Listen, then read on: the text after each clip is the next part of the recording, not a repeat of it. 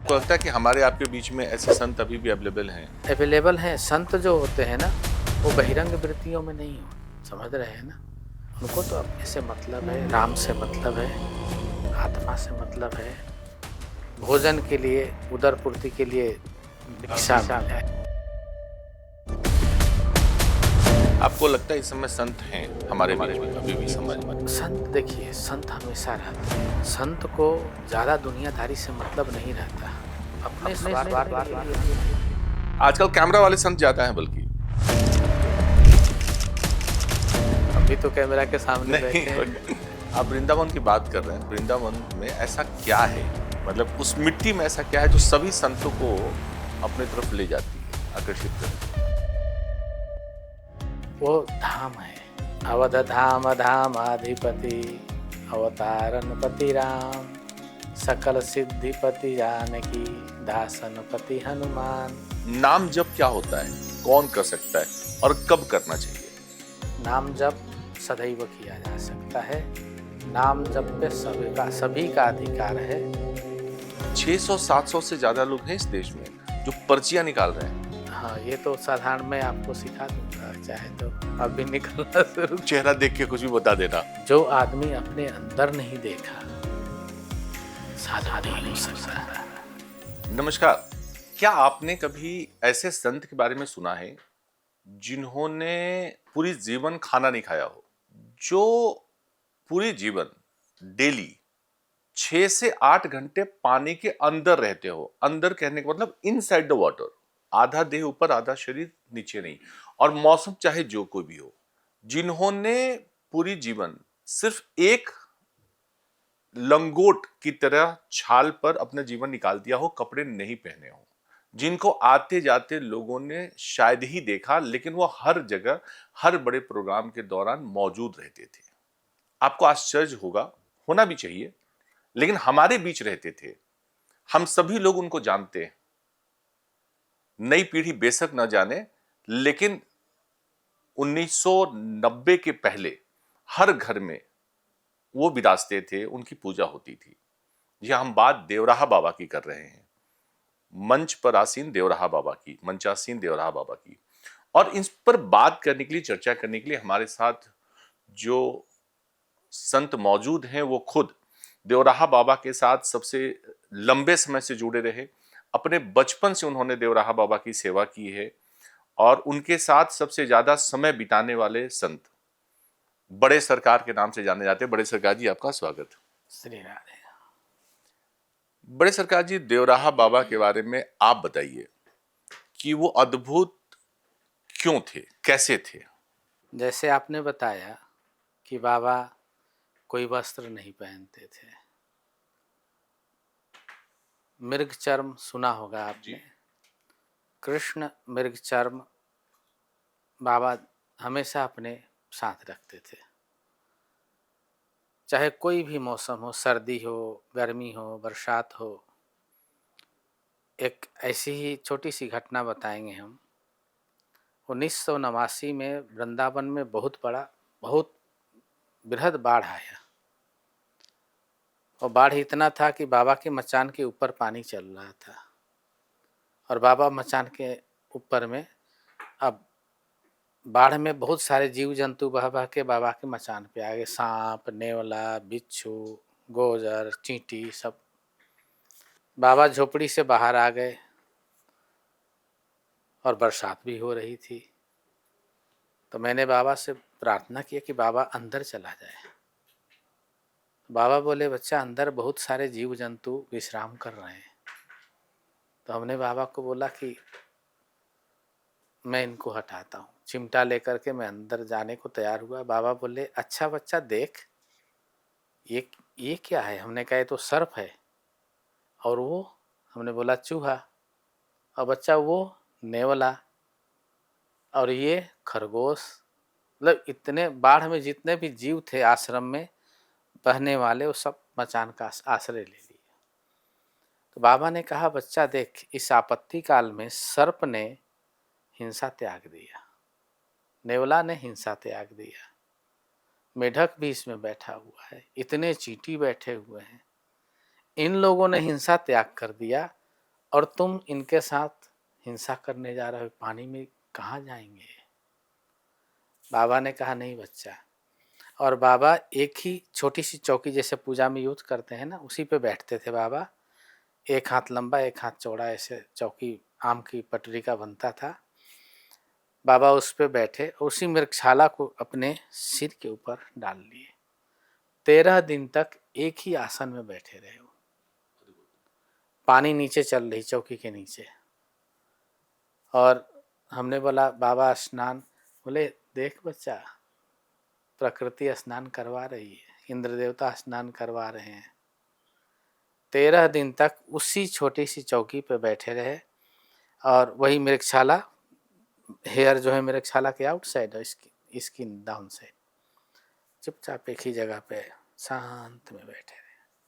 और हम लोग वहीं नाव में रहते थे। तो बाबा की जो ये दिगंबर प्रवृत्ति थी, ये सदियों से थी उनके साथ। जैसे हम लोग कहते हैं कि उनकी उम्र के बारे में कोई नहीं जानता। 300-450 साल का तो मेरे पास हिस्ट्री है, रिकॉर्ड है। 350 साल ऑलरेडी मोर की देन इतिहास है कि वो लोगों के साथ रहे। ये बिहार में, झारखंड में नहीं, झारखंडी बोलते हैं ना, बिहार के बाद टूट के जो बना है। पालकोट स्टेट है। अच्छा। रांची शहर जिन्होंने बसाया है, पालकोट स्टेट के राजा थे, उन्होंने रांची शहर बनाया। अच्छा। शुरुआत उन्होंने किया। तो जो पालकोट स्टेट है वहाँ से करीब 30-40-50 किलोमीटर होगा। उस स्टेट में बाबा ने आज से 350 साल पहले कायाकल्प किया। आज भी वो जगह है जहाँ कायाकल्प किया उन्होंने। मैं 1991 में वो उस जगह पे गया। बाबा ने हमें बोला था, बच्चा देवदास तू जाके देखना वो जगह, बड़ी सुंदर जगह है वो। बाबा की समाधि के बाद गुरु आज्ञा समझ के मैं उस स्थान पे गया। तो वहाँ के जो वर्तमान राजा थे कृष्णनाथ सहदेव, उस समय 94 ईयर के थे वो। मैं उनसे मिला और हमने बोला उनको कि हमें बाबा की वो कायाकल्प वाली जगह देखनी है। तो उन्होंने बोला महाराज वहाँ पे तो बहुत नक्सलाइट लोग रहते हैं, लेकिन नक्सलाइट लोग हमें मानते बहुत हैं, मैं खबर भेजता हूँ। तो उन्होंने खबर भेजा, तो वहाँ पे साफ सफाई करवाए।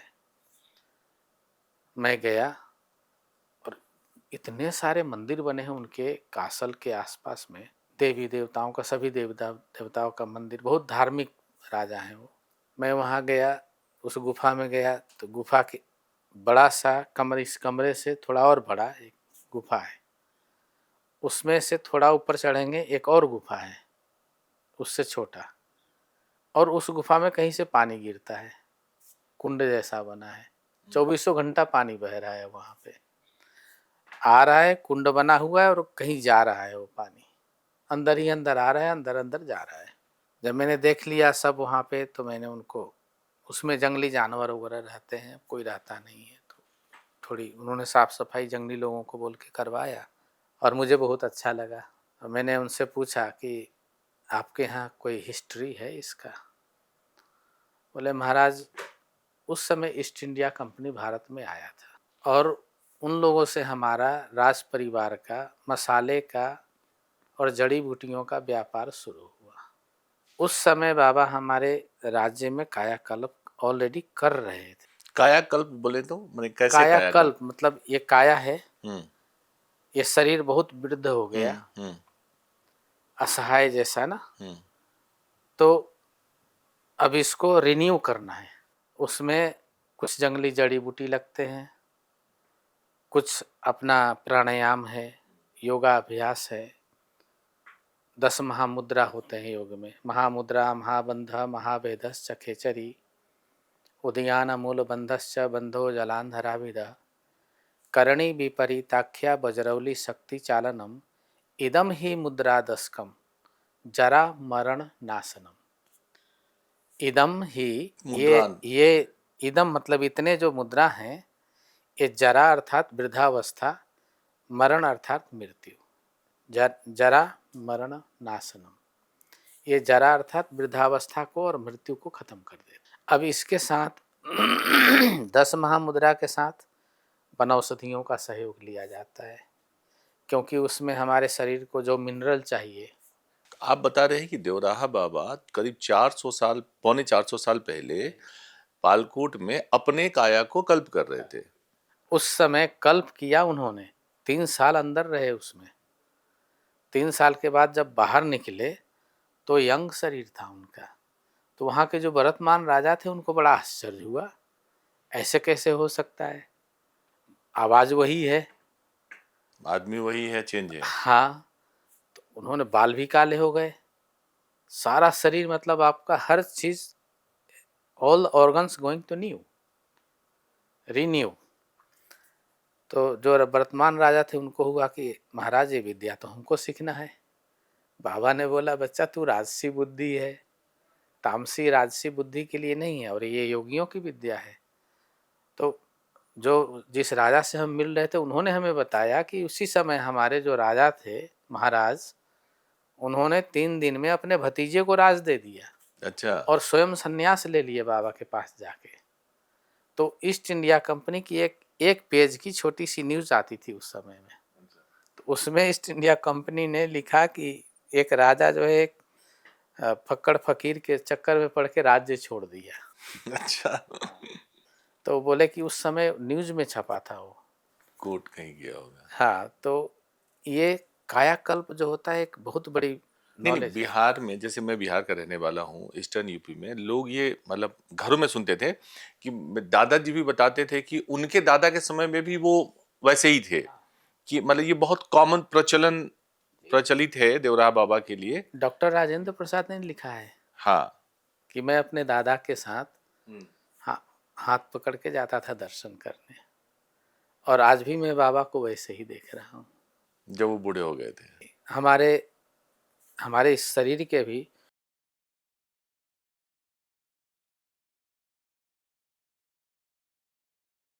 अच्छा, आपके अपने परिवार से भी? सब लोग, क्योंकि बाबा की कृपा तो पूरे भारतवर्ष पे थी, और तो क्या पूर्वांचल में बाबा तो। को आप भगवान का अवतार मानते हैं कि महायोगी मानते हैं? मैं बाबा को परमा नारायण मानता हूँ। इसलिए मानता हूँ कि बाबा ने हमें एक बार विष्णु रूप में दर्शन दिए, और एक बार नरसिंह रूप में दर्शन दिए, और तीसरी बार ऋषभ देव का नाम सुने होंगे आप, उनके स्वरूप में दर्शन दिए। तो ये बहुत सब भक्त लोग जानते हैं इस बात को कि नरसिंह रूप में उन्होंने दर्शन दिया मुझे, और मैं डर गया था बहुत। कोई एक बात बताइए जो लोगों को समझ में आए। आपको इंटरेस्टिंग है नरसिंह जी वाला? ये बात है 1988 की, वृंदावन की ही घटना है ये। मैं बाबा जी जब जमुना जी से आते थे सुबह दोपहर शाम, तो पाँव में गीला पाँव होता था, मिट्टी पे चलते थे तो कीचड़ हो जाता था पाँव में। जमुना जी के किनारे पे ही चापा नल लगाया के रखते थे हम लोग, हमेशा वो रहता था। बाबा वहाँ से आए तो नल पे आकर के अपना हाथ धोए, पाँव धोए, कुल्ला किए, फिर थोड़ा बैठते थे वहाँ, उसके बाद मचान पे जाते थे। तो हमारा जैसे ही बाबा वहाँ लेके आते, बाबा को हम लेके जाते जमुना जी में, और लेके आते भी, और आकर के नल चलाते थे हम। उस समय की घटना, एक कुवार मार्ग जैसे नवरात्रा होता है उस समय की घटना है। मेरे मन में आया कि भक्त प्रहलाद ने भगवान की प्राप्ति कर ली, नरसिंह भगवान ने दर्शन दिया, ध्रुव जी ने दर्शन दिया, मुझे भी करना है दर्शन। तो नरसिंह भगवान की, हमारे एक महात्मा थे कथा करते थे तो मैं भी सुनता था, तो मेरे मन में हुआ नरसिंह भगवान का दर्शन करेंगे।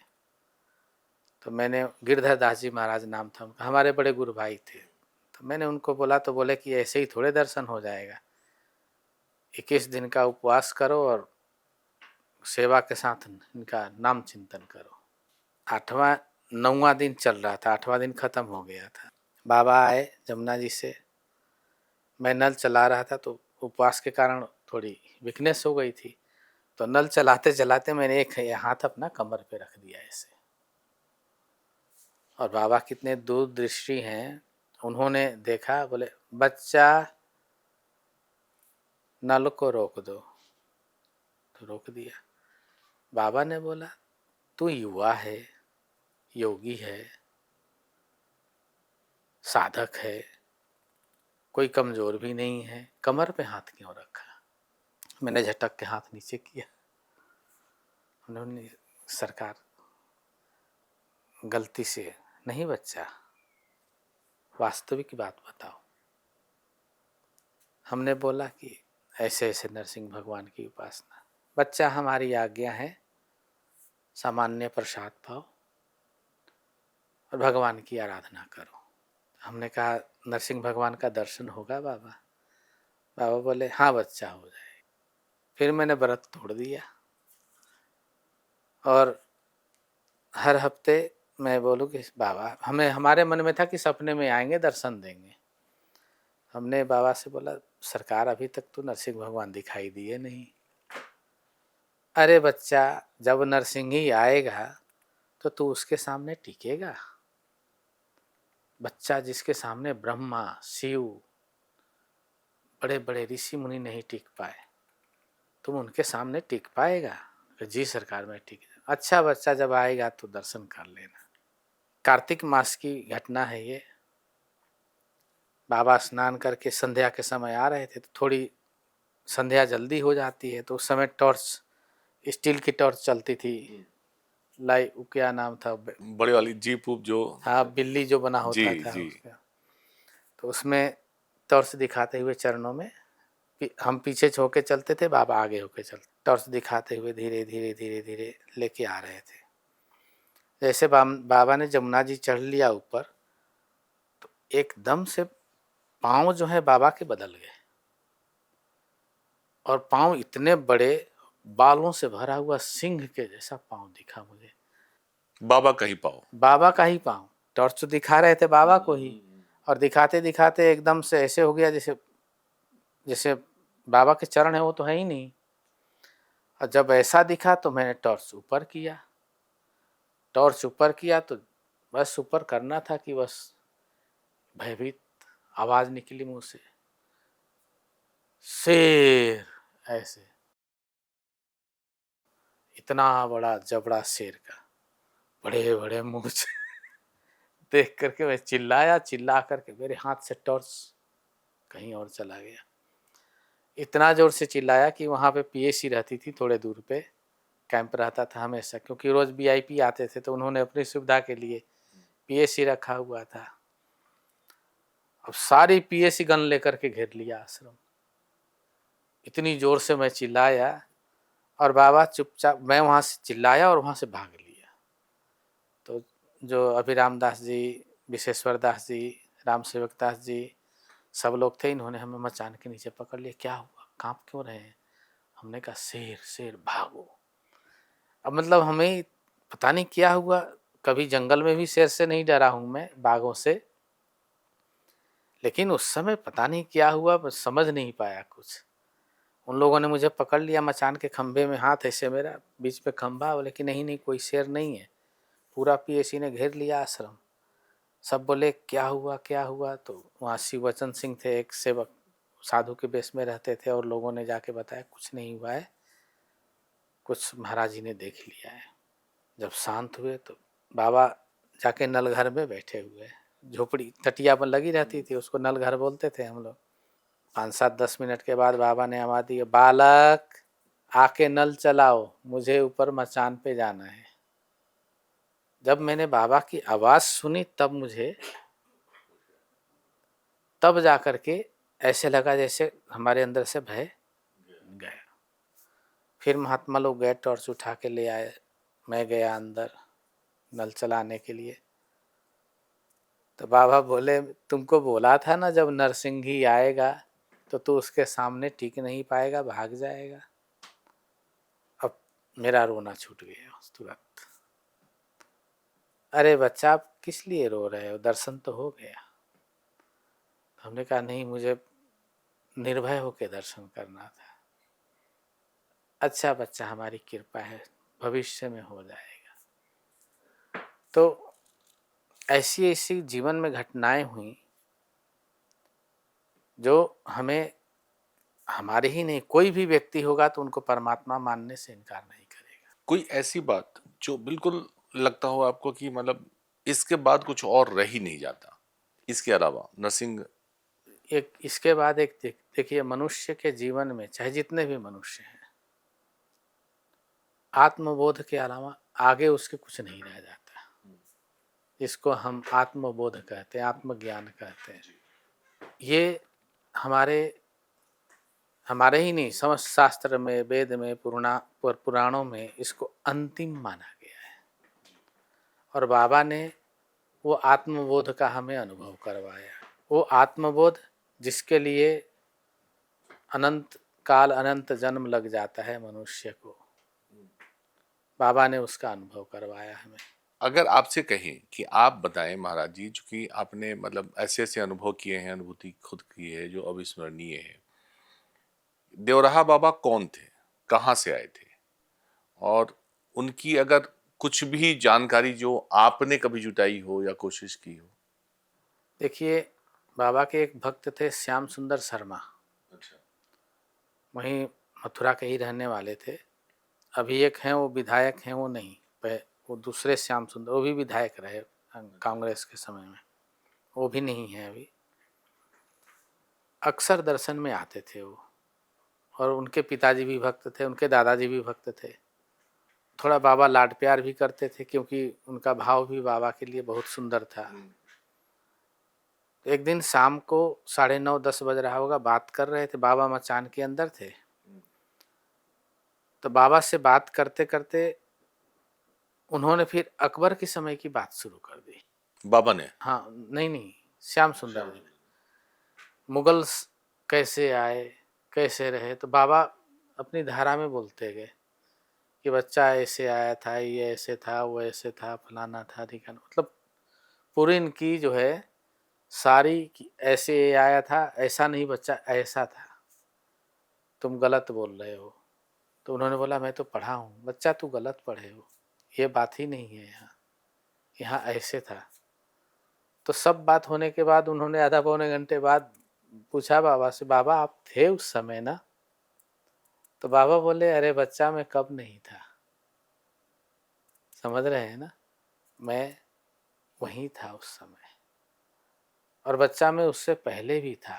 तो इसलिए बाबा की उम्र को लेकर अब 350 400 साल पहले कायाकल्प किया, उससे पहले कहाँ से आए हो, उन्होंने किसी को नहीं बताया। मतलब जन्म और इसकी कोई कहानी नहीं, कोई कहानी नहीं, कोई वृतांत नहीं? ना ना। कई लोग बताते हैं बाबा हमारे घर के थे, एक चित्रकूट के पास हैं, ब्राह्मण फैमिली, एक बस्ती में है, और एक आगरा के थे लावनिया जी, उनके यहाँ बताते थे बाबा हमारे वंशज हैं। और एक यहाँ पे हाथरस के आगे कोई जगह है, मैंने कई लोगों का क्लेम है। का क्लेम है। एक बिहार के हैं, समस्तीपुर के, वो बोलते हैं बाबा हमारे वंशज हैं। और एक वहाँ पे रोहतास डिस्ट्रिक्ट है, सासाराम के पास, तो वहाँ के हैं, वो पंडित जी हैं, तिवारी जी हैं।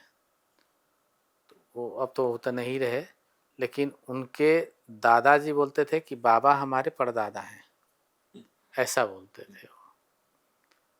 और बाबा से हमने पूछा कि पंडित जी ऐसे क्यों बोलते हैं? अरे बच्चा ब्राह्मण देवता है, उसको बोलने दे। तो हमने बोला आप भी उनको प्रेम करते हैं? अरे बच्चा हम तो सब जीवों से प्रेम करते हैं, समझ रहे हैं ना जी। और बाबा ने कहा कि बच्चा अगर हम कह दे कि हम इसके घर के हैं, तो हम साधु कहाँ रह जाएंगे, हम तो एक पर्टिकुलर। तो बाबा अगर मुगलों का टाइम देखे, बाबा अगर अंग्रेजों का टाइम देखे, और लोगों पे इतने संकट आए गए, इतनी चीजें, कभी समाधान नहीं हुआ? नहीं, बहुत समाधान किया बाबा ने। कई, जैसे जहाँ देवरिया में रहते थे बाबा, पूरा जंगली इलाका था एक समय में, वो गोरखपुर देवरिया ये सब, उसमें जितने ब्रिटिश ऑफिसर्स वगैरह थे सब शिकार करने जाते थे, पशुओं को मारने के लिए, बहुत फेमस थी उनके ज़माने में। तो एक शिवदानी सिंह हुए, वो इंस्पेक्टर थे अंग्रेजी राज में, बाद में वो साधु बन गए। तो शिवदानी सिंह अंग्रेजों के साथ उनको लेके जाते थे वहाँ शिकार करवाने के लिए। अचानक वो बड़े ही नास्तिक, मांसाहारी, क्रूअल आदमी थे वो। उन्होंने खुद अपने मुंह से बताया हमें। धीरन दास, राम धीरन दास उनका नाम रखा बाबा ने। बोले महाराज हम लोग बड़े अत्याचार किए हैं, अपने भारतीयों पे ही करते थे, और कौन, अंग्रेजों पे तो कर नहीं सकते। तो अचानक बाबा के सामने आ गए। बाबा ने कहा बच्चा, इस जंगल में तुम, लोगों ने बताया कि ये बकरी भेड़ जिसका मिलता है उसका उठा के लेके चले जाते हैं, मुर्गा पकड़वा के लेके चले जाते हैं। बाबा ने उनको बोला, तो बोले कि बाबा हम अंग्रेजों के सेवक हैं, हम किसी को नहीं मानते। अच्छा बच्चा, तो किसी को नहीं मानता ना, परमात्मा को? कौन परमात्मा? अच्छा बच्चा जा। जब वहां से चले, घोड़े पे चलते थे और लाद करके सामान गाड़ी में जाती थी अंग्रेजों के लिए। उनका घोड़ा गिर गया, गाड़ी चलाने लगे, वो गाड़ी भी नहीं चले, परेशान हो गए, रात हो गई। फिर वहां से अंग्रेजों ने आदमी भेजा, तो किसी ने बोला कि आपने बाबा के साथ अच्छा व्यवहार नहीं किया, उसी का फल है ये। बोले अगर ऐसा है तो चलो बाबा के पास चलते। फिर आके माफी मांगे और गए, तो घोड़ा भी ठीक था, गाड़ी भी ठीक था। तो उन्होंने ब्रिटिश लोगों को जाके बताया कि यहाँ जंगल में एक महात्मा रहते हैं और जंगल में बहुत साधु भी रहते थे। तो उन्होंने कंप्लेन ऑलरेडी बाबा को कर दिया था कि ये लोग दिन भर ठां ठां आवाज करते हैं जंगल में और हिंसा बहुत हो रही है। तो बाबा ने शायद ये सोच करके ये प्लान भी किया। तो उनका जो लॉर्ड था उस समय, वो बोला चलो मैं तुम्हारे महात्मा को देखूंगा। तो वो आया, उसने पूछा बाबा से कि व्हाट यू कैन डू। तो बाबा ने कहा एवरीथिंग। तो चौंका, बोला कि you have to show me. तो बाबा ने कहा you can shoot me, you take your gun and shoot me. तो उसने बोला नो नो। बाबा ने बोला शूट मी। उसने गन लिया और बाबा की तरफ ताना, लेकिन वो ऊपर करके चलाया नहीं चला। एक बार, दो बार, 5-6 बार किया, नहीं चला। उसने दूसरी गन ली, तीसरी गन ली। बाबा ने कहा अब पीछे मुंह करके चलाओ। चल गई वही गन। उसने बोला यू आर मैजिशियन। बाबा ने बोला no, I am son of God. तो वो जो लॉर्ड था बाबा का भक्त बन गया वो। जब भक्त बना तो उसने, बाबा ने कहा बच्चा मेरी आदेश है ये, इस वन में तुम लोग कोई शिकार नहीं करो। उसने लिख दिया आज के बाद से इस वन में कोई भी ब्रिटिश व्यक्ति शिकार नहीं करेगा। और लिख करके कलकत्ता भेजा।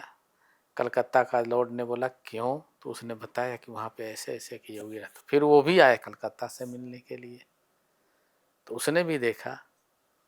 तो जितने भी लॉर्ड उसके बाद आए इंडिया में, सब ने बाबा के दर्शन किए। और बाबा योगी हैं तो उनको इन चीज़ों से ज़्यादा, अब देखिए प्रकृति में हमेशा हानि और लाभ दोनों रहता है। योगी समान भाव में रहता है, हानि में भी और लाभ में भी। उसको प्रकृति की ऊंचाई और निचाई के बारे में पता है कि बैलेंस सदैव एक जैसे रहने से नहीं होता है। जी। इंदिरा गांधी, राजेंद्र बाबू, इन लोग के बारे में कहा जाता है कि बहुत फेवरेट थे बाबा के। विपक्ष वाले लोगों को शायद वैसा आशीर्वाद नहीं मिला, तब के विपक्ष नहीं, जाते सब लोग थे, लेकिन वैसा आशीर्वाद कब मिलता था? इंदिरा गांधी जी और चौधरी चरण सिंह में नहीं पड़ती थी। चौधरी चरण सिंह जाके आशीर्वाद लिए, प्रधानमंत्री बन गए। फिर इंदिरा गांधी गई, वो भी आशीर्वाद ली, फिर वो प्रधानमंत्री बन गई। जड़ तो कांग्रेस ही है निकलने का सबका। तो अब जाते, जगजीवन राम जी थे, इतने भक्त थे, आप सोच नहीं सकते, बाबा के चरण पकड़ के रोते, बहुत रोते, हमारा उद्धार कैसे होगा। समझ रहे हैं ना। मेरे सामने एक नहीं दो नहीं, कम से कम 1000 लोग, नेता लोग, मिनिस्टर लोग रोज आना जाना। राजीव गांधी हमारे सामने आए, इंदिरा गांधी हमारे सामने कितने बार आई, ये बलराम जाखड़ जी, बूटा सिंह जी, और भजन उधर के भजन लाल जी, कितने, राजस्थान के मुख्यमंत्री, हरियाणा के मुख्यमंत्री। अटल अडवाणी जी लोग कम जाते थे? नहीं नहीं, अडवाणी कम जाते थे? नहीं नहीं, जाते थे, खूब जाते थे। राम मनोहर मुरली, क्या नाम था, मुरली मनोहर जोशी। मुरली मनोहर जोशी जी, अटल बिहारी वाजपेयी तो खूब जाते थे। बाबा ने उनको कमल उन्हीं का, बाबा का खिलाया हुआ है वो। और बाबा के बाद, महासमाधि के बाद भी अटल जी हमारे से बहुत प्रेम करते थे। नहीं, कमल खिलाया हुआ है मतलब? बाबा ने ही आदेश दिया, बच्चा ये रख कमल। अच्छा, हाँ हाँ। आप ये कह रहे हैं भाजपा का निशान देवराहा बाबा का दिया हुआ है? इंदिरा गांधी को भी हाथ बाबा ने ही दिया बनारस में। बनारस में गई वो दर्शन करने जी। तो उनका हल और वो था, गाय बछड़ा और कुछ ऐसे था। वो तो चौधरी चरण सिंह का था ना, दमकीपा का? हाँ, हल और किसान हाँ हाँ। उनका था। तो उन्होंने बोला कि बाबा मैं क्या करूं, कैसे करूं, मैं चाहती हूँ हमेशा बनी रहूं। तो बाबा आशीर्वाद दे रहे थे, जा हमारा आशीर्वाद है मैया, सब काम हो जाएगा।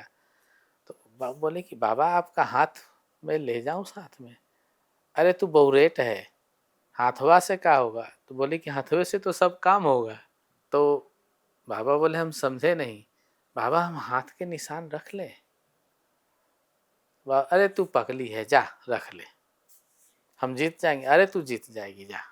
और अटल जी का कमल? कमल इनका जब प्रयाग में थे बाबा, तो कानपुर से आए ये और बोले बाबा मैं अपना अलग पार्टी का सारा बना लिया हूँ हिसाब किताब। कहीं मध्य प्रदेश में इन लोगों ने वो किया था व्यवस्था। तो उस समय मैं था सेवा में, शाम को आए दर्शन करने। तो बोले बाबा से हमें लंबी बात करनी है। तो मैंने बाबा को बोला। बाबा बोले अरे ये बहुरेट है, ये बहुरेट समझते हैं जी। तो प्रेम में मन बाबा, मर्जी। हाँ, पागल मूर्ख। हाँ। अच्छा उसको बुला ले। तो काफी देर बात करके बोले कि हम अब कांग्रेस छोड़ दिए हैं। अटल जी कांग्रेस में कहाँ थे? नहीं थे, कहीं जुड़ाव था उनका। हाँ, किसी पार्टी में थे वो, हमें ये नहीं पता, लेकिन कोई 77 की सरकार में थे। हाँ हाँ कांग्रेस में नहीं थे, 77 की सरकार में थे। हाँ, जो भी होगा। तो बोले कि मैंने उसको सब छोड़ दिया है, अपनी पार्टी स्वतंत्र बना रहे हैं। और पार्टी का चुनाव चिन्ह हमने 2-3 चीज वो लाए थे कि हम नारायण को रखना चाहते हैं। अच्छा। हाँ, अब ऐसे भगवान नारायण को मानते थे वो, बहुत मानते थे। बाबा ने कहा बच्चा का सोचा है तू। तो बोले कमल है और एक तीर धनुष है और एक चक्र है, कुछ ऐसे 3-4 उन्होंने। बाबा बोले बच्चा कमल बढ़िया है, भगवान कमल नयन का और सुंदर नाम है, इसी को रख ले। तो बोले बस हो गया। तो उनके साथ कुछ लोग थे, बोले अब भाई फाइनल हो गया। और बाबा से काफी देर तक बात किया उन्होंने। आजकल वैसे बाबाओं की बाढ़ आ गई है और हर कोई अपने हिसाब से धर्म को परिभाषित कर रहा है, धर्म की परिभाषा दे रहा है, धर्म को व्याख्या कर रहा है। जबकि जो नया जनरेशन है ना, जिसको जेन जी कह रहे हैं, वो धर्म के प्रति इतना आस्था नहीं रह रही है, जबकि बाबाओं की संख्या बढ़ रही है और नए जनरेशन का धर्म के प्रति आस्था घट रहा है। ऐसा है, देखिए बाबा की संख्या नहीं बढ़ रही है, मीडिया जो है ना उनको बढ़ा रखी है। समझ रहे हैं ना। हम तो ये मानते हैं साधु अब कम बन रहे हैं जी। पहले अधिक साधु थे। नहीं, संत कम है, बाबाओं की संख्या बढ़ गई संत कम है। आप ठीक कह रहे हैं, मतलब आजकल कैमरा वाले संत ज्यादा हैं बल्कि। ऐसा है, अब देखिए हम भी तो कैमरा के सामने नहीं बैठे हैं। कोई तो अब तो मतलब अब देखिए, हाँ, ये कह सकते हैं कि बहुत से लोग बहुत तरह की बातें बोल करके लोगों को, बहुत से अच्छे भी लोग हैं जो बातें बोलते हैं कैमरे पे, यूट्यूब में, इंस्टाग्राम में और सब मीडिया में जा रहे हैं, अच्छे बातें भी बोलते हैं।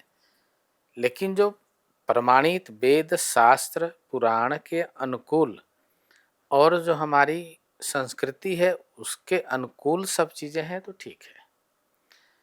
कुछ ऐसे वेशधारी हैं जो अपने बेनिफिट के लिए कुछ भी बोल देते हैं, वो जो है समाज के लिए बहुत हानिकारक है। कभी भी मनुष्य को अपने स्वार्थ के लिए, थोड़े से धन के लिए, थोड़ी यश कीर्ति के लिए अनाप शनाप बातें बोलना धर्म के प्रति, आस्था के प्रति, वो दुखद होता है। वो उनको मैं बाबा नहीं मानता, और न वो संत हैं। समझ रहे हैं ना? संत तो, बाबा ने संत की परिभाषा दिया, संत सोई जो काया साधे, तज आलस अरुबाद विवादे, गहे धारणा सब गति भारी, तजे विकलता अस्तुति गारी, दयावंत धीरज को धारे, पांचों बस कर मन को मारे, जब सोवे तब शून्य में, जब जागे हरि नाम, जब बोले तो हरि कथा, भक्ति करे निष्काम। ये संत के इतने लक्षण हैं। इतने में से बाबा ने कहा कि बच्चा अगर एक भी तू पकड़ लेगा तो तुम्हारा कल्याण हो जाएगा। एक को भी साध लेगा। आपको लगता है इस समय संत हैं हमारे बीच में अभी भी समाज में? संत देखिए, संत हमेशा रहते हैं। संत को ज्यादा दुनियादारी से मतलब नहीं रहता ना, वो अपने स्वार्थ के लिए नहीं जीते। समझ रहे हैं ना? बाबा कभी भी किसी से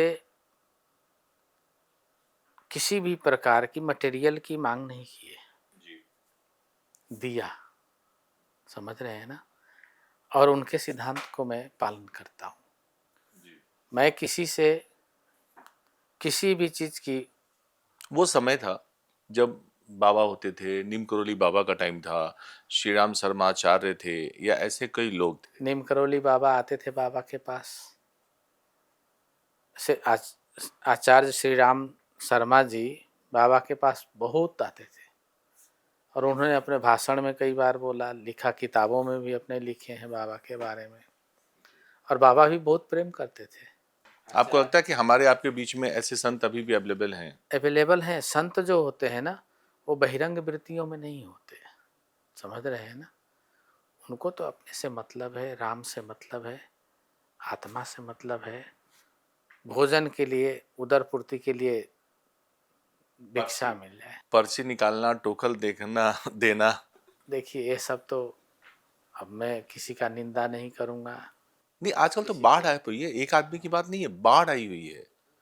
600-700 से ज्यादा लोग हैं इस देश में जो पर्चियां निकाल रहे हैं। हाँ, ये तो साधारण मैं आपको सिखा दूंगा, चाहे तो आप भी निकलना शुरू। चेहरा देख के कुछ भी बता देना।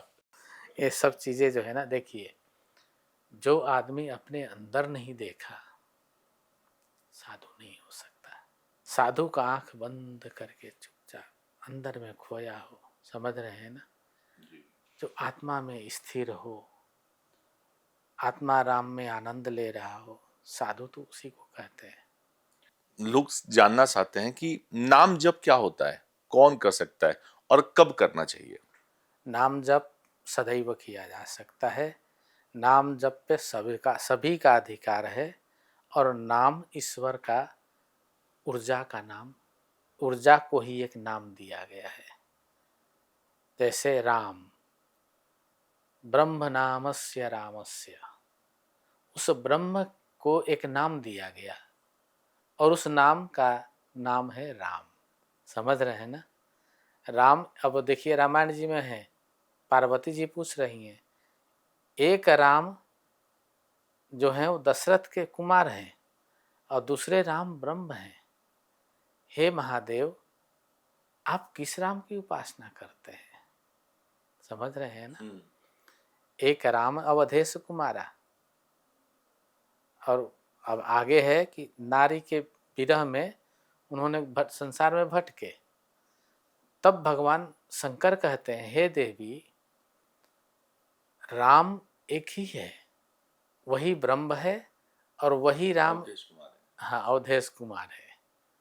परंतु जैसे एक नाटक करने वाला एक ही व्यक्ति कभी कृष्ण बन जाता है, कभी राम बन जाता है, कभी रूप बदल लेता है, ड्रेस बदल गया, सब चीज बदल गया, भाषा भी, लैंग्वेज भी बदल लेता है, ऐसे ही वह परमात्मा अवतार लेकर के अनेक रूप धारण करता है। तो राम जो है, ब्रह्म जो है, और ब्रह्म का नाम ही राम है और राम का नाम ही नाम है। आजकल के जमाने में हॉस्पिटल का चक्कर बहुत कॉमन हो गया है। कोई आदमी हो, छोटा बड़ा, गरीब अमीर, सबको चक्कर लगाने पड़ते हैं।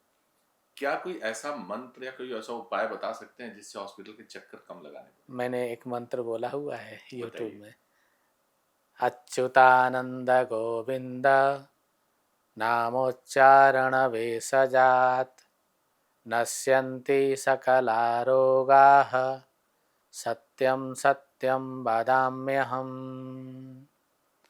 अच्युत, आनंद, गोविंद, ये भगवान के 3 नाम।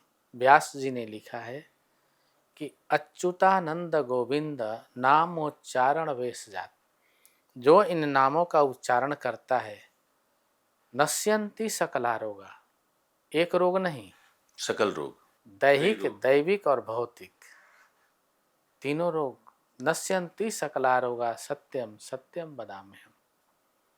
और इसका बेनिफिट बहुत लोग ले रहे हैं। कई लोग बोलते हैं दवाई नहीं लगती थी, दवाई लगने लगी।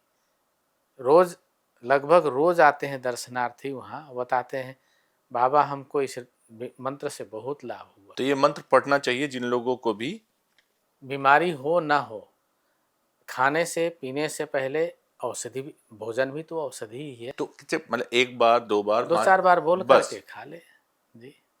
अच्छा। पानी पी रहे हैं, हाथ में जब तक पानी भरेंगे गिलास में, अच्युतानंद गोविंद नाम उच्चारण भेषजात् नश्यन्ति सकला रोगा सत्यम सत्यम वदाम्यहम्, पी लीजिए।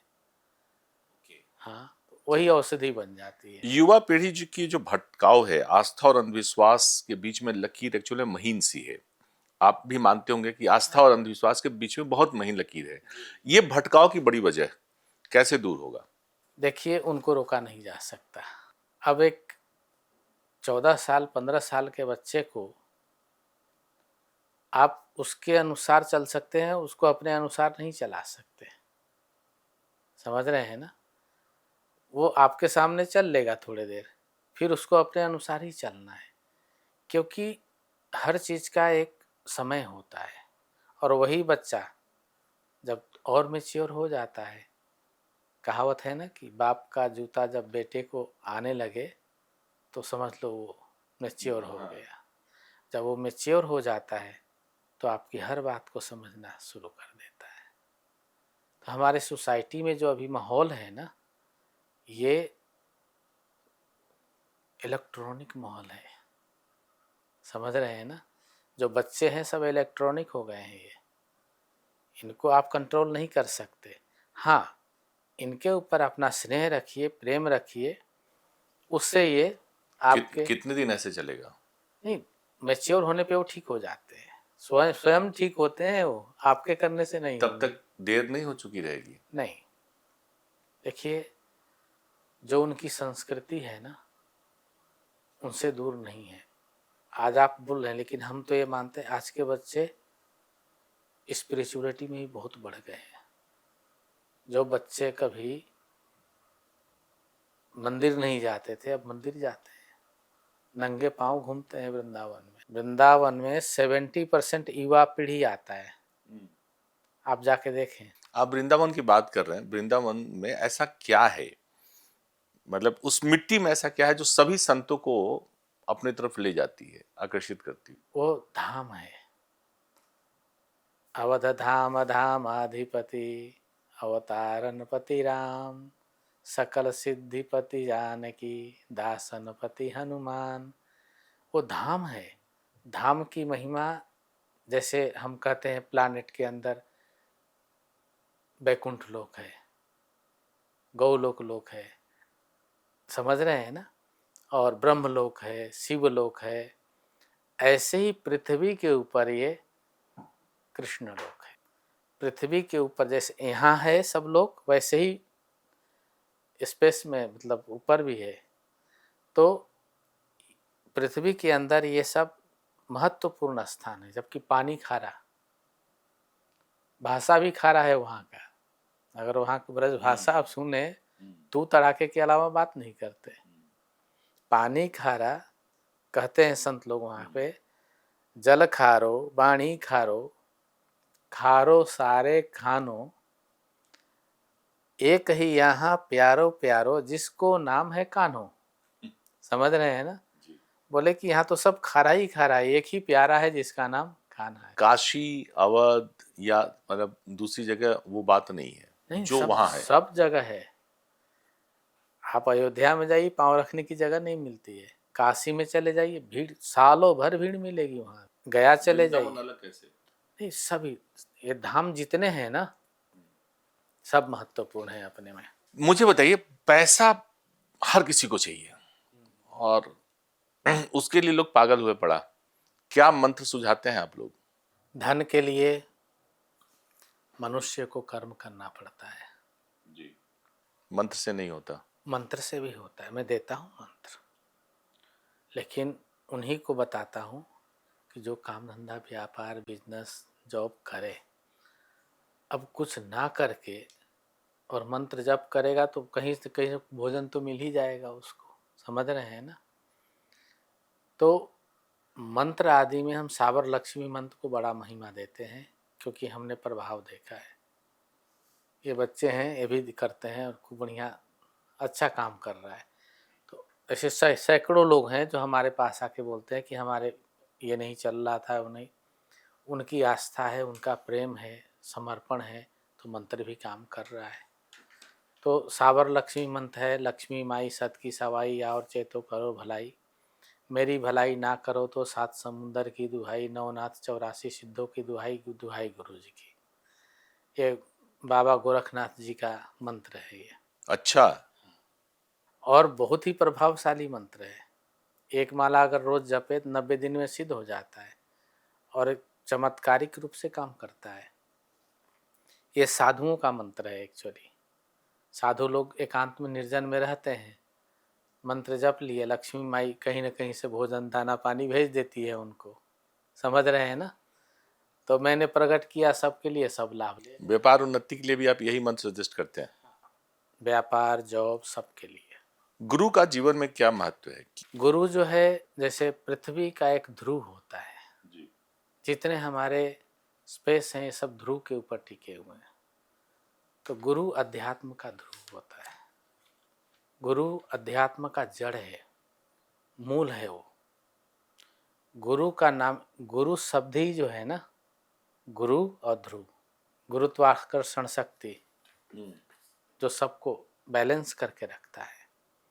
ऐसे ही गुरु आपके जीवन में है तो आपका जीवन, आपका कर्म, आपके सारे परिस्थितियों को बैलेंस करके रखता है वो। क्योंकि हर मोड़ पे आपको ज़रूरत पड़ती है ऐसे व्यक्ति की जो आपको सलाह दे और आप मान लें।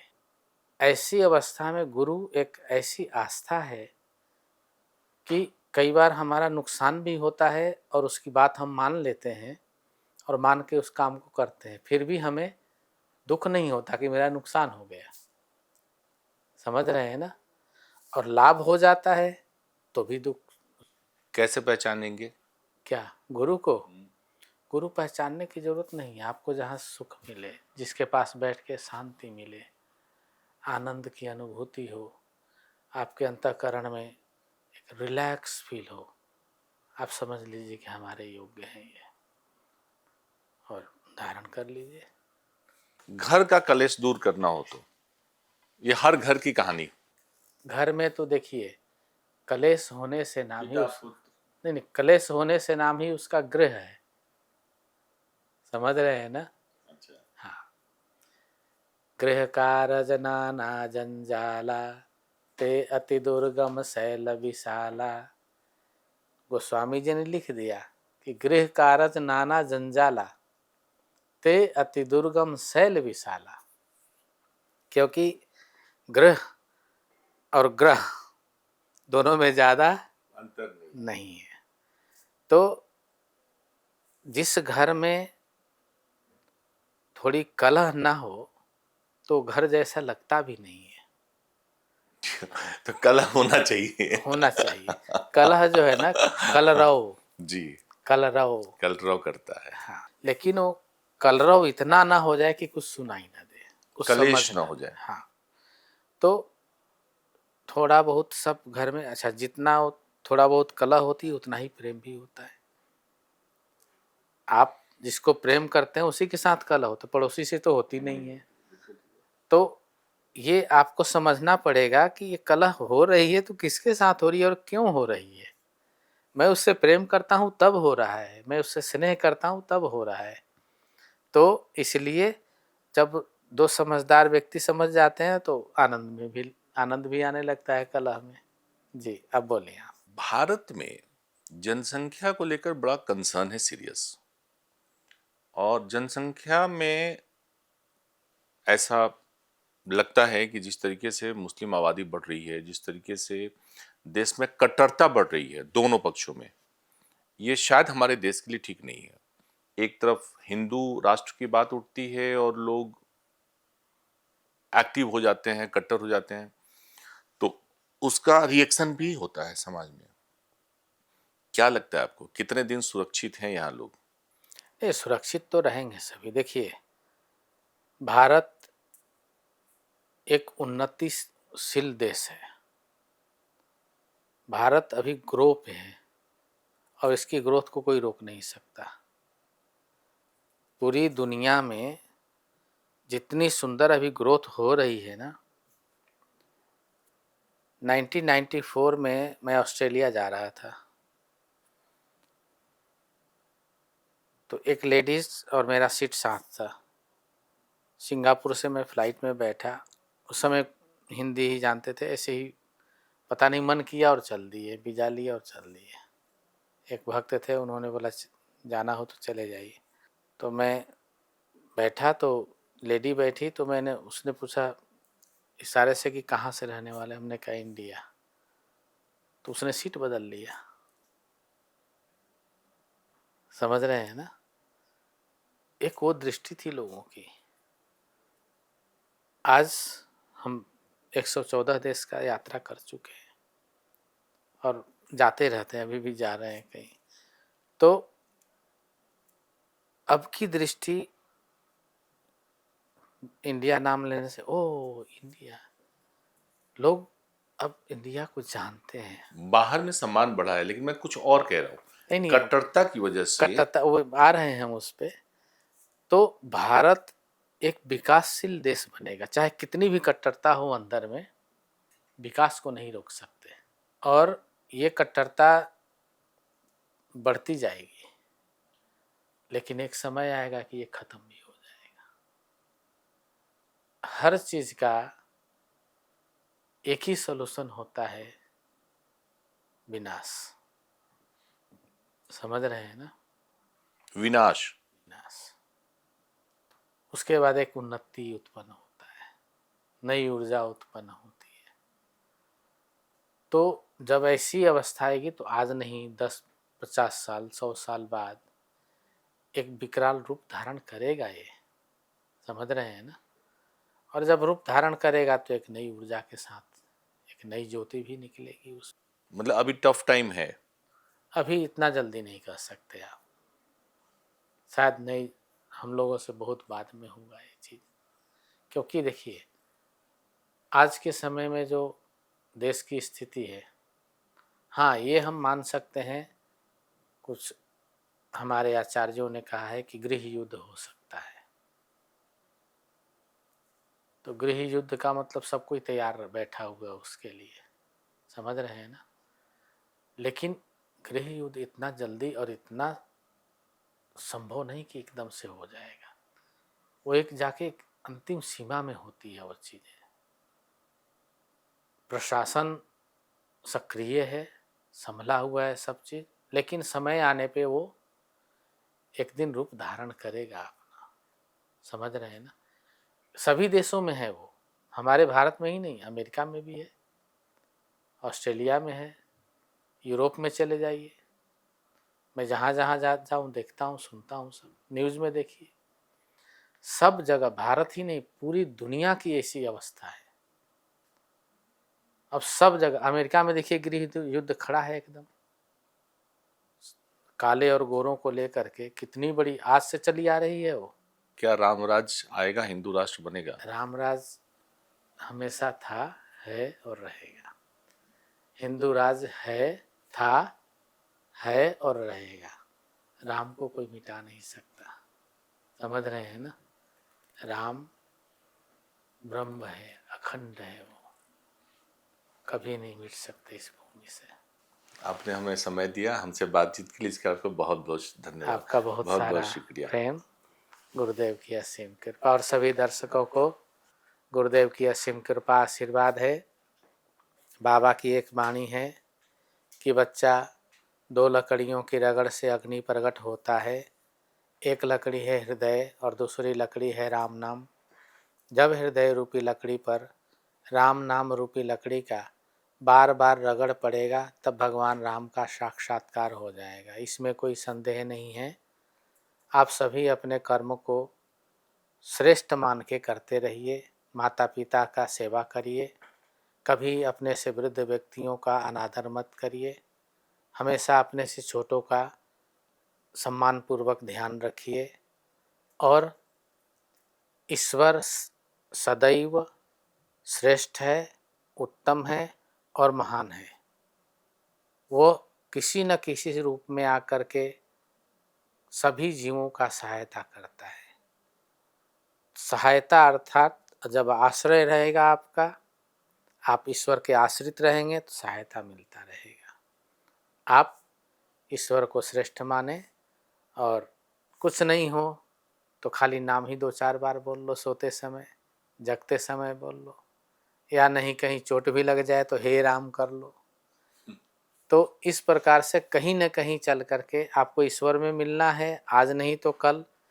तो अभ्यास थोड़ा थोड़ा रखिए, खाने में, पीने में, सोने में, जगने में राम राम बोल लिया करिए, आपका कल्याण होगा। बाबा की असीम कृपा है। जय श्री राधे, जय श्री राधे।